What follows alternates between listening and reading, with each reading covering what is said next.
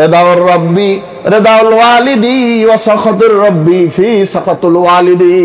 আল্লাহর হাবিব বলেন, রবের সন্তুষ্ট পিতামাতার সন্তুষ্ট, রবের অসন্তুষ্ট পিতামাতার অসন্তুষ্ট, রবের অসন্তুষ্ট সন্তানের উপরে যদি মা বাবা অসন্তুষ্ট হয়, ওই সন্তানের উপরে আল্লাহ অসন্তুষ্ট হয়ে যায়। মা বাবা যদি সন্তানের উপরে খুশি হয়ে যায়, আল্লাহ রাব্বুল আলামিন ওই সন্তানের উপরে খুশি হয়ে যায়।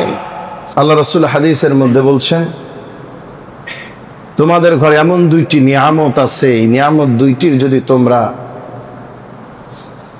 যত্ন করো, আল্লাহ রাব্বুল আলামিন তোমাদেরকে জান্নাত দান করবেন। যদি অযত্ন অবহেলা করো, আল্লাহ রাব্বুল আলামিন তোমাদের আমলকে ধ্বংস করে দিবেন, বরবাদ করে দিবেন।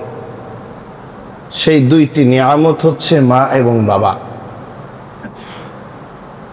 যাদের ঋণ কোনোদিন পরিশোধযোগ্য নয়, শরীরের চামড়া কেটে যদি জুতা বানিয়ে দেওয়া হয়, তবুও মায়ের এক ফোঁটা দুধের ঋণ পরিশোধ হবে না।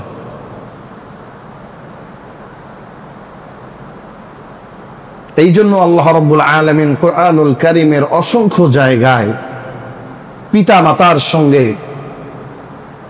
ইহসান, সদ্ব্যবহার করার জন্য আদেশ করেছেন।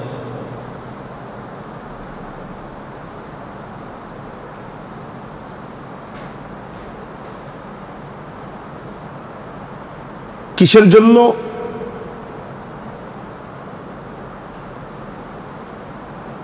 বাবার চাইতে মায়ের মর্যাদাকে আল্লাহ তাআলা 3 গুণ বৃদ্ধি করেছেন। কয় গুণ? 3 গুণ মর্যাদা আল্লাহ তাআলা বৃদ্ধি করেছেন বাবার চাইতে মায়ের মর্যাদাকে।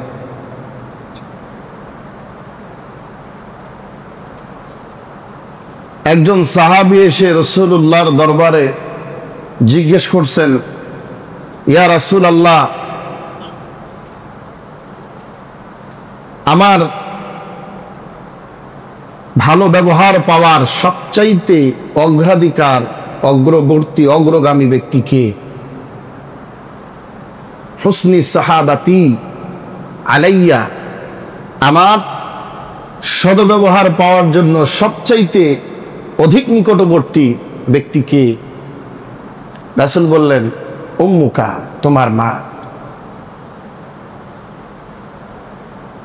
সাহাবী আবার প্রশ্ন করছে, সুম্মা ক্বালা মান, তারপর কে? রাসূল বললেন, ক্বালা উম্মুকা, তোমার মা। তৃতীয়বার সাহাবী আবার প্রশ্ন করছে, ক্বালা সুম্মা মান, অতঃপর কে? তৃতীয়বার রাসূলুল্লাহ সাল্লাল্লাহু আলাইহি ওয়াসাল্লাম বললেন, ক্বালা উম্মুকা, তোমার মা। চতুর্থবার সাহাবী ডাক দিয়া বলে, ইয়া রাসূলুল্লাহ, ক্বালা সুম্মা মান, এরপরে কি? রাসূল বললেন, ক্বালা আবুকা, এরপরে তোমার পিতা। পিতার চাইতে মাকে 3 বার অধিক সহবত, অধিক ইহসান করার আদেশ রাসূলুল্লাহ সাল্লাল্লাহু আলাইহি ওয়াসাল্লাম করলেন। তার কারণ হলো, দুনিয়ার মধ্যে মা সন্তানের জন্য 3টা এমন বড় কষ্ট সহ্য করে, যেই কষ্ট দুনিয়ার কোনো মানুষের পক্ষে সহ্য করা সম্ভব নয়। সূরা লোকমানের মধ্যে আল্লাহ রাব্বুল আলামিন বলছেন, وَوَصَّيْنَا الْإِنسَانَ بِوَالِدَيْهِ حَمَلَتْهُ أُمُّهُ وَهَنًا عَلَى وَهَنٍ وَفِصَالُهُ فِي عَامَيْنِ।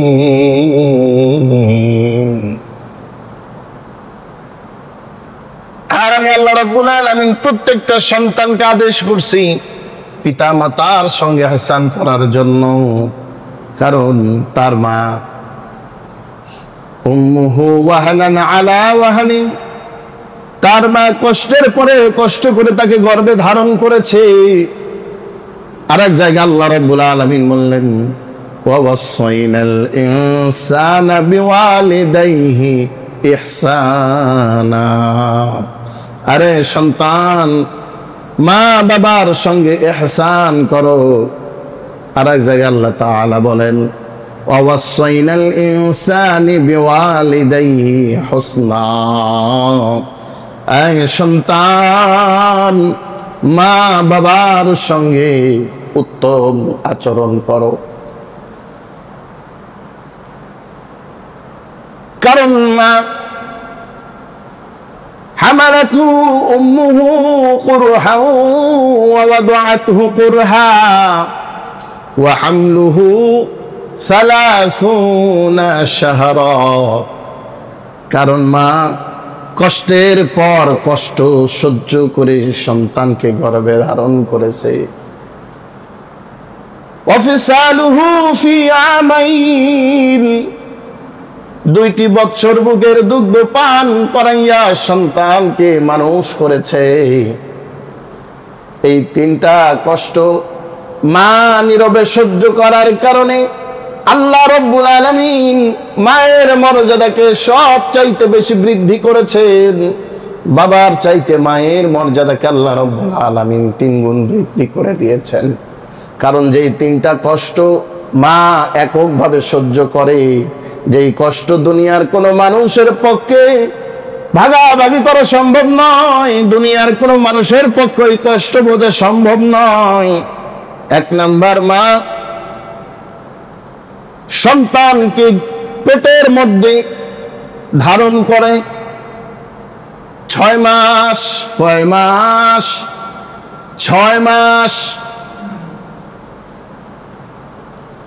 এই যে গর্ভকালীন সময় একজন মায়ের যে কি কষ্ট, এই কষ্টের কথা দুনিয়ার কেউ বুঝবে না।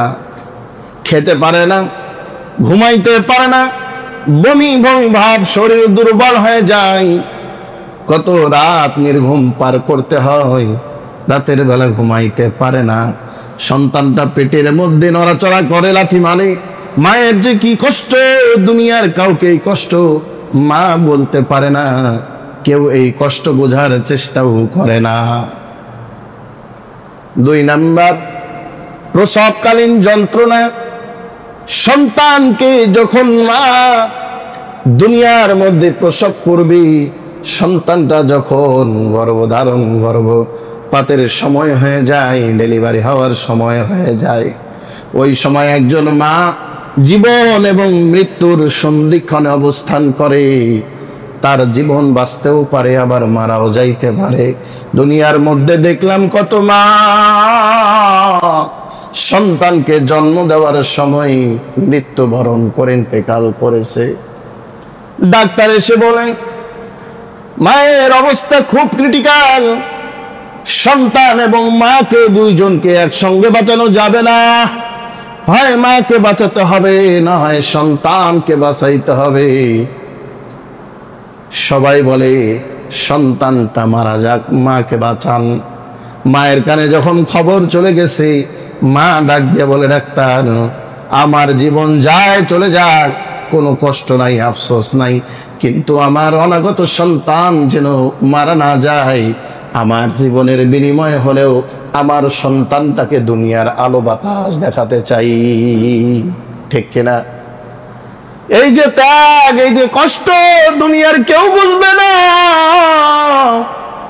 এটা শুধুমাত্র একজন মা ছাড়া কেউ এই কষ্ট অনুভব করবে না, বুঝার শক্তিও রাখবে না। 3 নাম্বার, সন্তানটা দুনিয়ার মধ্যে আসার পর এই সন্তানটা যে কি খাবে, সন্তানটার খাবার লাগবে। সন্তান তো এমন অবস্থা, কোনো খাবার সে খেতে পারবে না, কোনো খাবার সে ধরতে পারবে না। আল্লাহ রাব্বুল আলামিন সন্তান দুনিয়ার আসার আগে মায়ের বুকের মধ্যে সন্তানের খাবার মজুদ করে দিয়েছেন। ওই সন্তানটা দুনিয়ার মধ্যে আসার পর ওয়াফিসালুহু ফি আমাইন, আল্লাহ বলেন 2 বছর ওই সন্তানটা মায়ের বুকের দুগ্ধ পান করবে। একমাত্র বুকের দুগ্ধ ছাড়া ওই সন্তানের কিছু গ্রহণ করতে পারে না। এই যে সন্তানটা যখন মায়ের বুকের দুগ্ধ পান করে 2টা বছর, এই সময়ে মায়ের কি কষ্ট, নির্ঘুম রাত সন্তানের জন্য সন্তানের পাশে জেগে জেগে পার করতে হয়। আমার ঘরে তো ছোট বাচ্চা আছে, 5 মাস বয়স চলতেছে। গত 2-3 দিন যাবত রাতের বেলা মা সন্তানটা এমন ডিস্টার্ব করে, অসুস্থ, জ্বর সর্দি, সারা রাত ঘুমায় না, শুধু কান্না করে। আমি তো পাশে ঘুমাইতেছি, কিন্তু আমার স্ত্রী আমার সন্তানটার পাশে সারা রাত্র জাগা, একটা বার ঘুমাইতে সে পারে না। ঘুমাইতে গেলে সন্তানটা চিৎকার দিয়া উঠে, মা ধরো পর করে বিছান থেকে উঠে সন্তানকে বুকের দুগ্ধ পান করাইতে চায়। সন্তান যখন বুকের দুগ্ধ পান করে চোষক দেয়, ওই সময় যে একজন মায়ের কি কষ্ট, মনে হয় যেন রক্তগুলো সন্তান চোষণ করে, দুধ চোষক দেয় না। এই যে 2টা বছর এই সন্তানটাকে লালন পালন করা মায়ের যে কি দায়িত্ব। মায়ের ঘুম নাই, খাওয়া নাই, পড়া নাই, নির্ঘুম রাত সন্তানের যত্ন, সন্তানের জন্য দোয়া কান্নাকাটি করা, এত কষ্ট মা সহ্য করার কারণে আল্লাহ রাব্বুল আলামিন ওই মায়ের মর্যাদাকে বাবার চাইতে 3 গুণ বৃদ্ধি করে দিয়েছেন। এই জন্য মালিক বলে, সন্তানেরা খবরদার, খবরদার, পিতামাতার সঙ্গে বেয়াদবি করা যাবে না।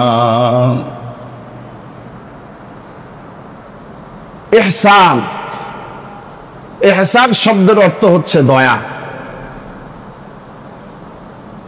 হুসনা শব্দের অর্থ হলো উত্তম আচরণ। তাদের প্রতি দয়া করতে হবে, উত্তম আচরণ করতে হবে। কেমন দয়া, কেমন উত্তম আচরণ, এই ব্যাখ্যাগুলো আল্লাহ রাব্বুল আলামিন নিজেই দিয়েছেন। ইহসানের ব্যাখ্যা কি হবে, হুসনার ব্যাখ্যা কি হবে? সূরা বনী ইসরাঈলের 34 নম্বর আয়াতের মধ্যে আল্লাহ রাব্বুল আলামিন বলেন, وَقَضَى رَبُّكَ أَلَّا تَعْبُدُوا إِلَّا إِيَّاهُ وَبِالْوَالِدَيْنِ إِحْسَانًا। আল্লাহর ইবাদতের পর সবার আগে যাদের ইবাদত করতে হবে, ইবাদত মানে আনুগত্য করা, দাসত্ব করা, গোলামি করা। আল্লাহর গোলামির পর সবার আগে মা বাবার দাসত্ব, গোলামি, তাদের ইহসান করতে হবে। ওয়াবিল ওয়ালিদাইনি ইহসানা। ইহসান, ইহসানটা কি, ইহসানের ব্যাখ্যা কি হবে? দেখুন আল্লাহ রাব্বুল আলামিন এই আয়াতের মধ্যেই ইহসানের ব্যাখ্যা আল্লাহ তাআলা করতেছেন। ইহসান করব, কেমনে ইহসান করব? এইবার আল্লাহ রাব্বুল আলামিন ইহসানের ব্যাখ্যা করতেছেন, ইম্মা ইয়াবলুগান্না ইনদাকাল কিবারা আহাদুহুমা আও কিলাহুমা ফালা তাকুল লাহুমা উফফিন ওয়ালা তানহারহুমা وَقُلْ لَهُمَا قَوْلًا كَرِيمًا।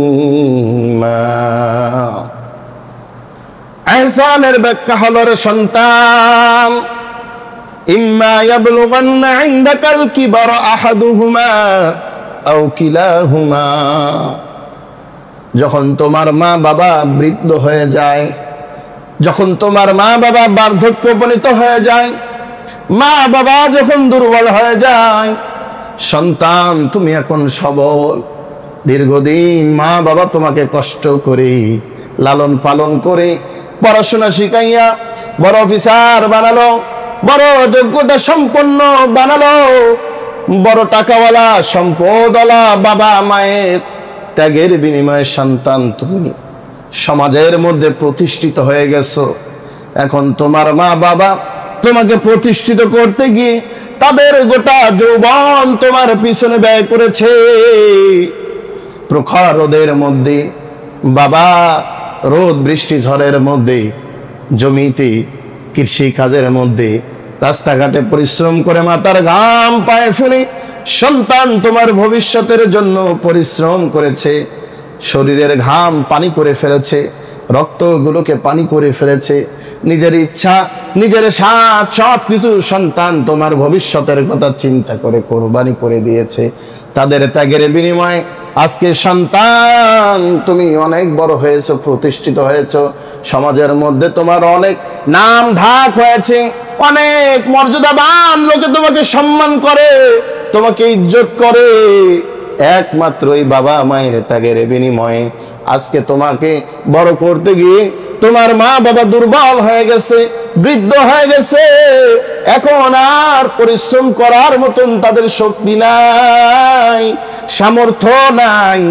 এখন আর তাদের সেই অতীতের মতন তাদের শরীরের শক্তি নাই, দুর্বল হয়ে গেছে। সন্তান তুমি এখন সবল, এখন মা বাবা তোমার জিম্মাদারির মধ্যে চলে আসছে।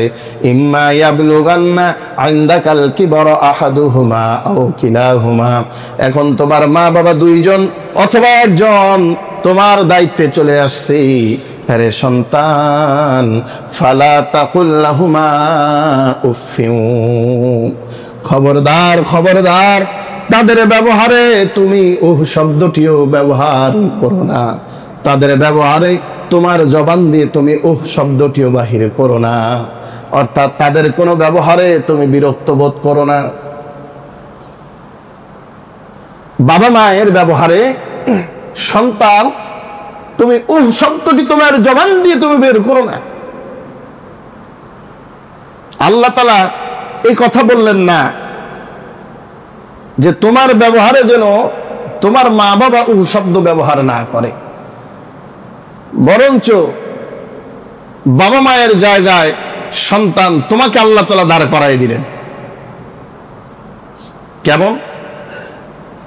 আপনার শৈশব কৈশোরে আপনি চলে যান, একটু অতীতের ছোটবেলার স্মৃতিগুলো একটু চারণ করেন। যখন আমি বা আপনারা আমরা ছোট ছিলাম, মা বাবার কাছে হর হামেশায় যখন তখন যে কোনো আবদার করে বসতাম, বিরক্ত করতাম, বায়না ধরতাম, জেদ ধরতাম। আজকেও যেমন আমি মসজিদে আসার সময় আমার সন্তান আমার সঙ্গে এমন জেদ, ওই মসজিদে আসবেই, আমি নিয়ে আসবো না, কারণ লম্বা সময় তারা বাচ্চা মানুষ, কিছুক্ষণ পরেই বলবে বাসায় যাবো বাসায় যাবো, বিরক্ত করবে বারবার, মুসল্লিদেরও বিরক্ত হবে, ঠিক কিনা? এইরকম যাদের আপনাদের ঘরে সন্তান আছে, বা আমরা যখন ছোট ছিলাম, সন্তানের কথা বাদ দেন, আপনার নিজের কথা আপনি বলেন। আমরা যখন ছোট ছিলাম মা বাবার কাছে হর হামেশাই এমন এমন বায়না ধরতাম যেটা বাবা মায়ের পক্ষে দেওয়া সম্ভব না। অনেক সময় দেখা গেছে বাবা আমাকে চাঁদটা এনে দাও, চাঁদ কি দেওয়া সম্ভব? দিতে পারবে না, কান্নাকাটি শুরু করছে। রাত 12টা 1টার সময় ঘুম থেকে উঠে জেদ ধরছে, এটা খাবো ওটা খাবো, বাসায় নাই, দোকান বন্ধ, সন্তান বুঝবে না। আমাদের বাসায় এমন অনেকের এমন অনেক সন্তান আছে অত্যন্ত জেদি, অন্য বাচ্চাদের তুলনায় অ্যাডভান্স, পারা যায় তাদের সঙ্গে পারা যায় না। কিন্তু সন্তানের এমন এমন আবদার, এমন এমন জেদ, মনে হয় যে তুলে আসার মারি। কিন্তু বাবা মা হাসি মুখে সন্তানের সব আবদারগুলো মেনে নেয়, সন্তানকে ধমক দেয় না, বিরক্ত বোধ করে না। আমাদের বাবা মা আমাদের আবদারে বিরক্ত কখনো হয় নাই, আমাদেরকে ধমকও দেয় নাই, মারধরও করে নাই। হাসি মুখে সন্তানকে তার আবদারের জবাব দিয়েছে, ঠিক আছে বাবা দিব, আজ নয় কাল, ঠান্ডা মাথায় তাকে সান্ত্বনা দেই। আমরা যেটা দেওয়ার মতো না হয় দেই, যেটা দেওয়ার মতো হয় না বলি না যে দিব না বা পারবো না, এই কথা কিন্তু আমরা বলি না, কারণ বললে খবর আরো খারাপ। ঠান্ডা মাথায় তাদেরকে বোঝাই, বারবার শত জেদের পরেও, মেজাজ মস্তিষ্ক বিকৃত হয়ে যাওয়ার পরেও আমরা সব রাগ কন্ট্রোল করে সন্তানকে হাসি মুখে জবাব দেই। ঠিক না ভুল বলতেছি? কখনো কিন্তু এই সন্তানের উপরে আমরা একটা বারের জন্য গোসা হই নাই। ঠিক তেমনি ভাবে আল্লাহ রাব্বুল আলামিন সন্তানকে বোঝান, সন্তান মানুষ যখন বৃদ্ধ হয়ে যায়, বিজ্ঞান বলেন একটা বয়স সীমা আছে, এই বয়স সীমা পার হয়ে যাওয়ার পর একজন মানুষের মস্তিষ্ক তার স্বভাব ছোট বাচ্চাদের মতন হয়ে যায়। মা মাঝে বৃদ্ধ অবস্থায় তারাও সন্তানের কাছে সন্তানের মতন আবদার করবে, কখনো এটা চাইবে কখনো ওটা চাইবে। আরে সন্তান, ছোটবেলায় তোমার আবদারে যখন তোমার মা বাবা তোমার উপরে বিরক্ত বোধ হয় নাই, তোমাকে মারধর করে নাই, আঘাত করে নাই, শব্দটিও ব্যবহার করে নাই, আজকে সন্তান তোমার মা বাবা তোমার কাছে আবদার করলেও তোমার তাদের ওই ব্যবহারে বিরক্ত বোধ করা যাবে না। অনেক সময় বাপ মা দেখবেন যাদের বাসায় আছে, ছেলেকে বলবে বাবা আমার জন্য এটা নিয়ে আয় ওটা নিয়ে আয়। আপনি তো আপনার সন্তান বাসায় আছে, আপনার সন্তানের জন্য আপনি বাজার থেকে আসার সময় হাতে করে কত কিছু নিয়ে আসেন, মায়ের সামনে দিয়ে যান, আপনার সন্তানটার হাতে খাবার তুলে দেন। আপনার মায়ের সামনে দিয়ে, বাবার সামনে দিয়ে যখন আপনি খাবারের প্যাকেটটা নিয়ে আপনার সন্তানের হাতে তুলে দেন, আপনার বাবার মনের মধ্যেও ইচ্ছা জাগে যে আমার সন্তানটা আমি বাবা মায়ের হাতে একটা প্যাকেট তুলে দিবে। কারণ এইরকম কত প্যাকেট আপনার বাবা মা নিজে না খাইয়ে আপনার জন্য নিয়ে আসছে। এখন ওই মা বাবার ইচ্ছাও জাগবে, সন্তান তোমার দায়িত্ব, তোমার সন্তানের জন্য যদি একটা প্যাকেট নিয়ে আসো, তোমার মা বাবা অথবা মা কেউ যদি একজন তোমার জিম্মায় থাকে, তোমার উপর আল্লাহর আদেশ হলো তাদের জন্যও একটা প্যাকেট নিয়ে আসবে। যদি মা বলে বাবা আমার জন্য একটা খাবার নিয়ে আসলি না, সন্তানের জন্য আনলি, অনেক সন্তান আছে ধমক দেয়, বলে এখন কি খাওয়ার বয়স আছে নাকি, এত খাই খাই করো কে? আছে না নাই এরকম কুলাঙ্গার সন্তান?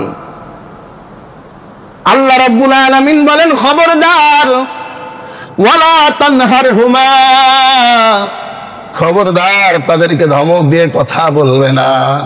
ছোটবেলায় তোমার আবদারের কারণে তোমার বাবা মা যেমন তোমাকে ধমক দেয় নাই, মারধর করে নাই, আঘাত করে নাই, তোমার কাছে তোমার বাবা মা বৃদ্ধ হয়ে যাওয়ার পর যখন তোমার কাছে চাইবে, তুমি তাদের ব্যবহারে বিরক্ত বোধ করবে না, তাদেরকে কথায় কথায় ধমক দিবে না, গালিগালাজ করবে না, মারধর করবে না। যদি দুনিয়ার মধ্যে অভিশাপ নিতে না চাও, ধ্বংস আনতে না চাও, তাহলে খবরদার মা বাবার সঙ্গে খারাপ আচরণ করা যাবে না। কত আল্লাহওয়ালা, কত আল্লাহওয়ালা তাহাজ্জুদ গুজার ইবাদত নেককার বান্দা মা বাবার সঙ্গে খারাপ আচরণ করার কারণে বরবাদ হয়ে গেছে, ধ্বংস হয়ে গেছে, তার কোনো খবর নাই। একটা ঘটনা শুধু আপনাদেরকে বোঝানোর জন্য বলি, বুখারী শরীফের মধ্যে আসছে, বনি ইসরাইলের একজন বড় আবেদ, জুরাইস তার নাম, অত্যন্ত নেককার আবেদ বান্দা, প্রত্যেক দিন তাহাজ্জুদ পড়ে, রোজা রাখে, নফল সিয়াম পালন করে, আল্লাহর ইবাদতের মধ্যে দিয়ে কাটায়া দেয়। আল্লাহর ইবাদতের জন্য সে ছোট্ট একটা ঘর নির্মাণ করেছে, ওই ঘরের মধ্যে সারাদিন সারা রাত শুধু আল্লাহর ইবাদত করে। বাসায় তার একজন মা আছে, তার মা জীবিত আছে। একদিন জুরাইজ নামাজের মধ্যে দাঁড়াইছে, এমন সময় মা ডাক দিছে, জুরাইজ বাবা তুমি কোথায়? জুরাইজের কানে যখন আওয়াজ গেছে,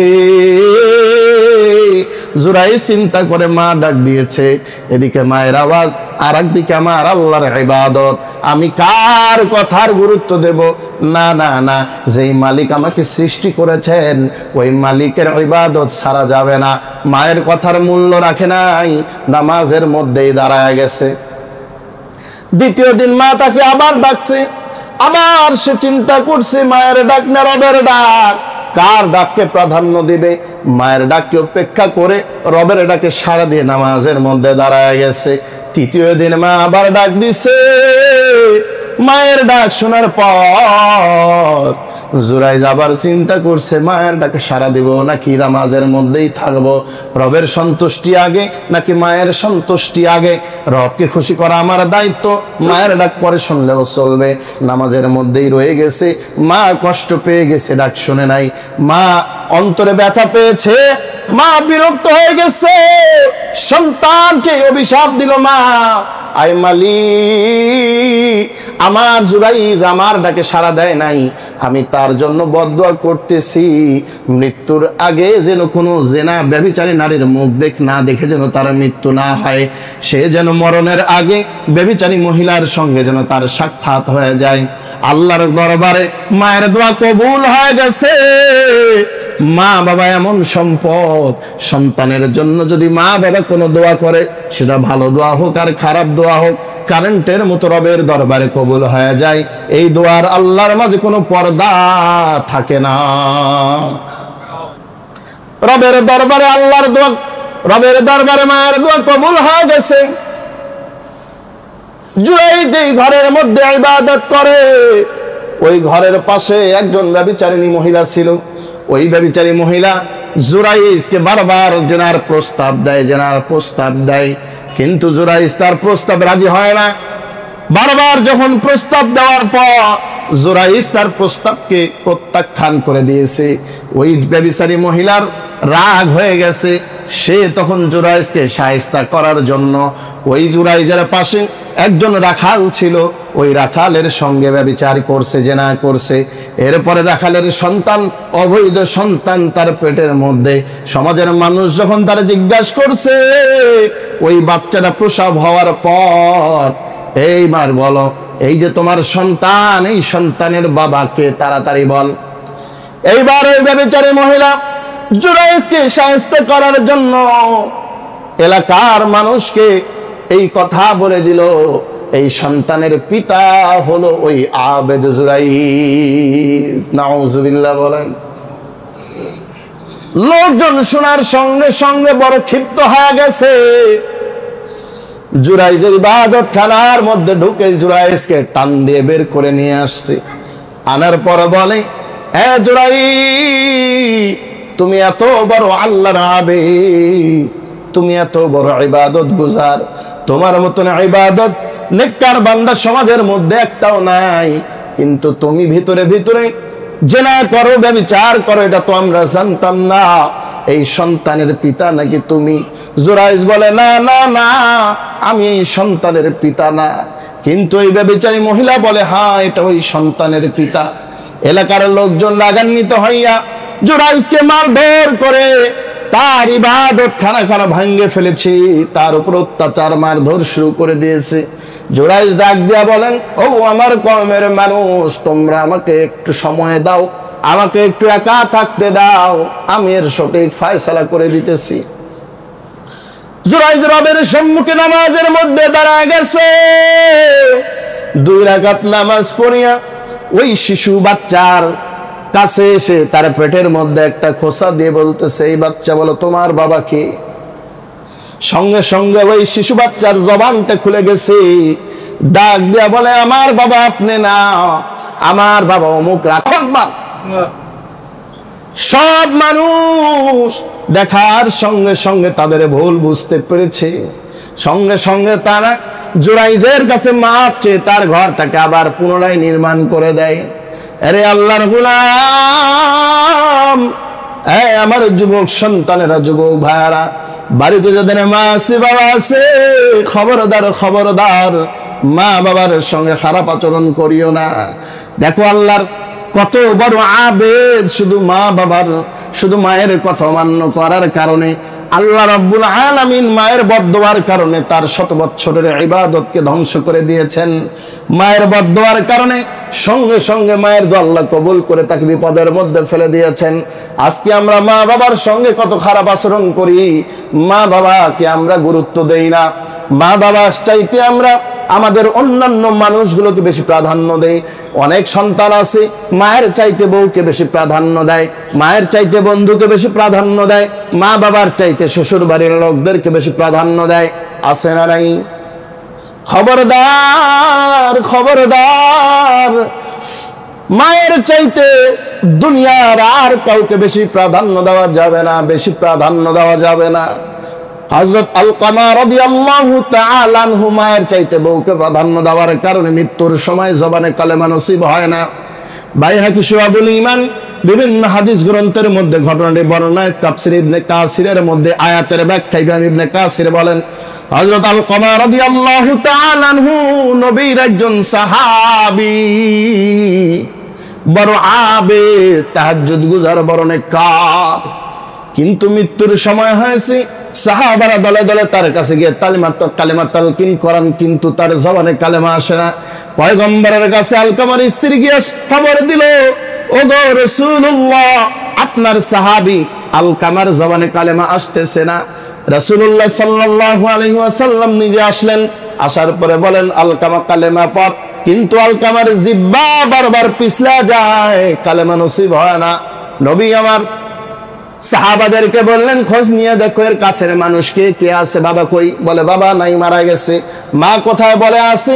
মা তো এখানে নাই, মা দূরে থাকে। বলে মার কাছে যাও, মাকে ডেকে নিয়ে আসো। মাকে ডেকে নিয়ে আসা হয়েছে। মাকে ডাক দিয়া বলেন, রাসূল ডাক দিয়ে বলেন, ওগো আলকামার মা, আপনার সন্তান কেমন ছিল? বলে সন্তান তো আমার বড় ভালো, বড় ইবাদত গুজার, বড় দানশীল। বলে আপনার সঙ্গে আচরণ কেমন? বলে আমার সঙ্গে আচরণ ভালো, কিন্তু আমার চাইতে তার বউয়ের কথাকে বেশি প্রাধান্য দিত। মাঝে মাঝে বউয়ের কথায় আমার উপরে এসে ঝগড়া করত, ধমক দিত। একদিন আমার সন্তান বউয়ের কথা শুনিয়া আমার দিকে এমন রাগ দেখাইছে, কোন কোন রাতের মধ্যে আসছে একটা লাঠি নিয়ে আমার দিকে মারার জন্য উদ্যত হয়। ওই দিন আমি মনের মধ্যে এমন কষ্ট পাইছিলাম, আমি আল্লাহ রাব্বুল আলামিনের কাছে বদদুয়া করেছি, রে মালিক, আমার আলকামা যেমন আমার অন্তরে কষ্ট দিয়েছে, এমন সময় তুমি তাকে কষ্ট দিও যখন দেখার মতন কেউ থাকবে না। রাসূল ডাক দিয়া বলেন, আপনার আলকামাকে আপনি মাফ করে দেন। বলে না না না, আমার সন্তানকে আমি মাফ করব না, কারণ সে যে আমাকে কষ্ট দিয়েছে, আমি তাকে মাফ করতে পারবো না। রাসূল ডাক দিয়ে বলেন, সাহাবারা কই? লাকড়ি নিয়ে আসো, আগুন জ্বালাও, আলকামার হাত পাকে বেঁধে ফুটবলের মতন পেঁচাও, পেঁচাই ওই আগুনের মধ্যে নিক্ষেপ করো। আলকামার মা ডাক দিয়ে বলে, ইয়া রাসূলুল্লাহ, আমার সন্তানকে কেন আপনি পোড়াবেন? রাসূল ডাক দিয়ে বলে, যদি আপনার সন্তানকে আপনি পাপ না করেন, এর চাইতে ভয়ঙ্কর আগুনের মধ্যে সে জ্বলবে। আলকামার মা ডাক দিয়া বলেন, ইয়া রাসূলুল্লাহ, আমি বেঁচে থাকতে আমার কলিজার টুকরা সন্তান আমার চোখের সামনে আগুনে জ্বলবে, আমি সহ্য করতে পারবো না। ইয়া রাসূলুল্লাহ, আমার আলকামা আমাকে যত কষ্ট দিয়েছে, তার উপরে আমার যত রাগ ছিল, আমি সব রাগ, সব কষ্ট ভুলে গেলাম। আমি আমার আলকামাকে মাফ করে দিলাম। সঙ্গে সঙ্গে আলকামা কালিমা নসিব হয়ে গেল, কালিমা পড়ে মৃত্যুবরণ করলেন। সুতরাং আজকে যারা আমরা মা বাবার সঙ্গে খারাপ আচরণ করতেছি, মা বাবার মনে কষ্ট দিতেছি, মা বাবার বদদোয়াকে কিছুই মনে করি না, বুড়া আঙ্গুল দেখায় চলতেছি, খবরদার, মা বাবার বদদোয়া নয়, বরং তাদের নেক দোয়া নিতে হবে, বরং তাদের নেক দোয়া নেওয়া লাগবে। যদি তাদের নেক দোয়া নিতে পারি, আমার জীবনটা সাকসেসফুল হয়ে যাবে।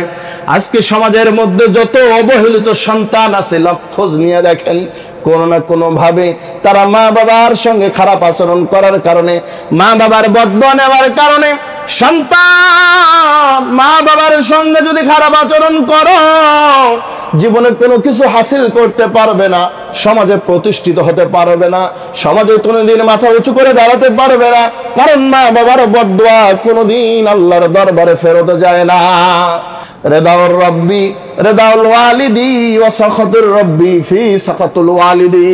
আল্লাহর হাবিব বলেন, রবের সন্তুষ্ট পিতামাতার সন্তুষ্ট, রবের অসন্তুষ্ট পিতামাতার অসন্তুষ্ট, রবের অসন্তুষ্ট সন্তানের উপরে যদি মা বাবা অসন্তুষ্ট হয়, ওই সন্তানের উপরে আল্লাহ অসন্তুষ্ট হয়ে যায়। মা বাবা যদি সন্তানের উপরে খুশি হয়ে যায়, আল্লাহ রাব্বুল আলামিন ওই সন্তানের উপরে খুশি হয়ে যায়। এই জন্য খবরদার, পায়ে হাত দিয়ে অনুরোধ করি, যাদের বাড়িতে মা আছে বাবা আছে, খবরদার খবরদার, মা বাবার সঙ্গে বেয়াদবি করবে না, ধমক দিবে না।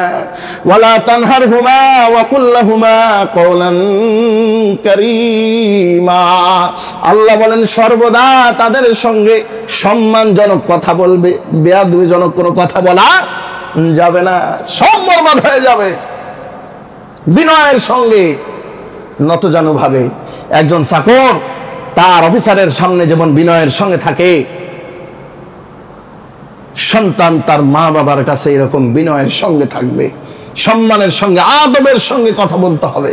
আমরা কথায় কথায় ধমক দিয়ে কথা বলি, তুই তুকারি করি, মা বাবাকে গালিগালাজ করি, আরো তো কত কিছু আছে। কিছু না দিলে মারধর, বাড়ির থেকে বের করে দেওয়া। আল্লাহ মাফ করুক। বাড়িতে যদি মা বাবা থাকে, মা বাবার সঙ্গে খারাপ আচরণ করবেন না, সম্মানজনক কথা বলবেন। ওয়াখফিদ লাহুমা জানাহাদ যুল্লি মিনার রাহমাহ। সর্বদা বিনয়ের বাহু তাদের সামনে ঝুঁকে দিতে হবে। রহমতের বাহু, বিনয়ের বাহু মানে কি? ঝুঁকিয়ে দেওয়ার অর্থ কি? বাহু ঝুঁকিয়ে দেওয়া মানে হলো তাদের সঙ্গে বিনয়ের সঙ্গে পেশ হতে হবে, মর্মি শর্মি নরমি হতে হবে। রাগ দেখানো যাবে না, ঝাল দেখানো যাবে না, ক্রোধ দেখানো যাবে না। সর্বদা মা বাবা যা বলবে সেই কথার আনুগত্য করতে হবে। নতুন বিবাহ করে নিয়ে আসছো, মা বাবা যদি বলে এই মুহূর্তেই বউকে তালাক দিতে হবে, সন্তান তোমার দায়িত্ব ওই মুহূর্তেই ওই বউকে তালাক দেওয়া, এটা হলো অনেক সন্তানের কর্তব্য। শুধুমাত্র নাফরমানিমূলক কাজ ব্যতীত আল্লাহ তাআলার সঙ্গে যদি তারা শিরিক করতে বলে, এটা বাদ দিয়ে তাদের যাবতীয় কথা শোনা সন্তানের উপরে দায়িত্ব। আল্লাহ তা বলেন ওয়াসাহিবুহুমা ফিদ দুনিয়া মা'রুফান। দুনিয়াতে তাদের সঙ্গে ন্যায় সঙ্গত ভাবে চলো। যদি তারা তোমাকে আল্লাহর সঙ্গে কুফরি করতে বলে, তা করবে না, তখন তাদের কথা শুনবে না। কিন্তু তাদের সঙ্গে খারাপ আচরণ করা যাবে না, তাদের সঙ্গে মা'রুফা বিনম্রভাবে চলাফেরা করতে হবে। ওয়াখফিদ লাহুমা জানাহাদ যুল্লি মিনার রাহমাহ। যুল্লিন শব্দের অর্থ হচ্ছে ছায়া, অর্থাৎ তাদেরকে আপনাকে প্রোটেকশন দিতে হবে, তাদের যাবতীয় চাহিদা আপনার পূরণ করা, এটা আপনার দায়িত্ব। আজকে বাড়িতে যদি 3 ভাই থাকে, মাকে নিয়ে ভাগাভাগি হয়। এক ভাই বলে আমি পারবো না, তুই নে। আর এক ভাই বলে আমি পারবো না, তুই নে, তোর ইনকাম বেশি, তুই নে। এই ভাই ওই ভাইয়ের দিকে ঠেলে, ওই ভাই ওই ভাইয়ের দিকে ঠেলে। শেষ পর্যন্ত মায়ের জায়গা হয় না, জায়গা হয় বৃদ্ধাশ্রমে। চিন্তা করে দেখেন, আপনারা 3 ভাই যখন ছোট ছিলেন, মা কিন্তু সন্তানকে ভাগাভাগি করে নাই, নিজে খাইতে পারছে, পারে নাই, কিন্তু ওই 3টা সন্তানকে সমানভাবে মা কিন্তু খাবার তুলে দিয়েছে।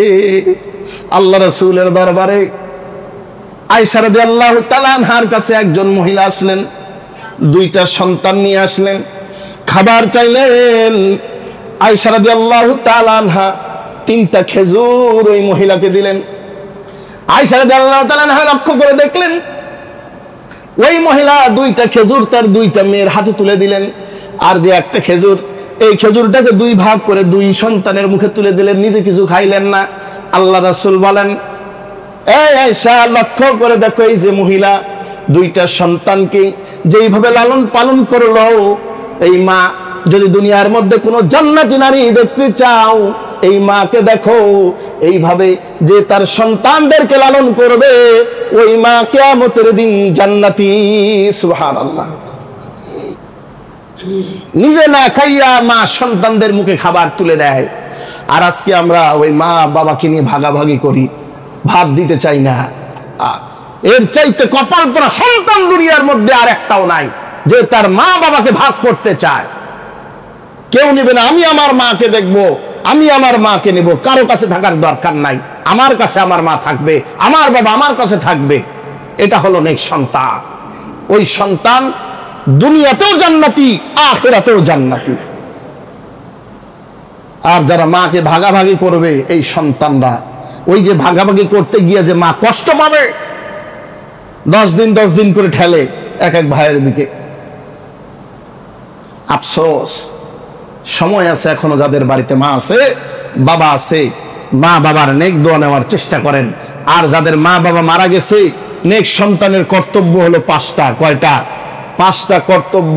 যাদের মা বাবা নেই, আপনারা সন্তান চান মা বাবার সঙ্গে কিভাবে হাসান করব, হুজুর আমার মা তো নেই, আমার বাবা তো বেঁচে নেই, কিভাবে আমার মা বাবার সঙ্গে হেসান করতে পারি? আল্লাহ রাসূল 5টা দায়িত্ব ওই সন্তানকে দিয়ে গেছেন। যেই সন্তান মৃত মা বাবার পক্ষ থেকে 5টা কাজ করবে, আল্লাহ তাআলা ওই মা বাবার কবরকে জান্নাতের বাগান বানায় দিবেন। ওই সন্তান নেক সন্তান হিসাবে আল্লাহর দরবারে পরিচয় লাভ করবে। খুব সংক্ষেপে বলতেছি, 1 নাম্বার, মা বাবার যদি কোনো ওসিয়ত থাকে, নেককার সন্তান মৃত্যুর পর মা বাবার ওসিয়ত গুলো আদায় পূরণ করবে। 2 নাম্বার, যদি মা বাবার কোনো ঋণ থাকে, মা বাবার মৃত্যুর পর সন্তান তার পক্ষ থেকে মা বাবার ঋণগুলোকে পরিশোধ করবে। 3 নাম্বার, মা বাবার যেই আত্মীয় স্বজন দুনিয়াতে ছিল বেঁচে, তাদের মৃত্যুর পর সন্তান মা বাবার আত্মীয়দের সঙ্গে, মা বাবা বেঁচে থাকতে যেমন আত্মীয়তার বাসায় যাতায়াত ছিল, ওই রকম তাদের আত্মীয়গুলোর সঙ্গে সেই রকম খোঁজ খবর নিবে, দেখাশোনা করবে, সম্পর্ক রাখবে।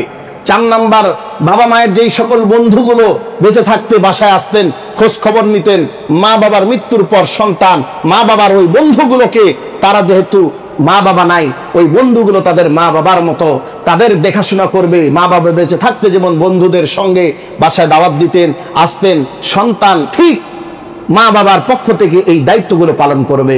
সর্বশেষ 5 নাম্বার, বেশি বেশি করে মা বাবার জন্য দোয়া করবে, দান করবে, সদকায়ে জারিয়া করবে। অকুর রব্বির রহমহুমা কামা রব্বায়ানি সগীরা। আল্লাহ তাআলা বলেন, এই দোয়া করতে দেরি হবে, সন্তান মৃত মা বাবার কবরে আযাব আল্লাহ তাআলা মাফ করতে দেরি করবেন না। সুবহানাল্লাহ। আল্লাহ তাআলা এই কর্তব্যগুলি, দায়িত্বগুলি আমাদেরকে আদায় করার তৌফিক দান করুক। বেঁচে আছেন আমাদের যাদের মা বাবা, তাদের নেক দোয়া নিয়ে আমাদের জীবনকে আল্লাহ তাআলা সফল করুক, এই দোয়া আমরা সকলেই করি এবং মা বাবার খেদমত বেশি বেশি করে করার চেষ্টা করি। আল্লাহ তাআলা আমাদের সকলকেই যেন মা বাবার নেক সন্তান হিসেবে কবুল করে নেন। ওয়া আখিরু দাওয়ানা আনিল হামদুলিল্লাহি রাব্বিল